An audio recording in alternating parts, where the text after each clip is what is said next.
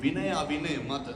විනය මත තමයි මේ සියල්ල පවතින්නේ. සම්බුද්ධ ශාසනය පවතින්නේ මොකක් මතද කියලා භික්ෂුන් වහන්සේලා බුදුහාමුදුරුවන්ගෙන් අහනකොට බුදුහාමුදුරුවෝ කියන්නේ විනයෝ නාම ශාසනස්සායි.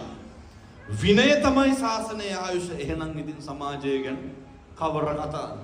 පින්නතුනි ගෙම්බි මීයත් එක්ක අඬා ඉන්නකොට මේ කුණ දැන් මීයා මැරිලා උඩී යනවා උකුස්සේ. උකුස්ස ගහනවා මොකේද? මී කුණට ගහනවා. මී කුණත් එක්ක උඩ යන්නේ කවුද? ගෙම්බි.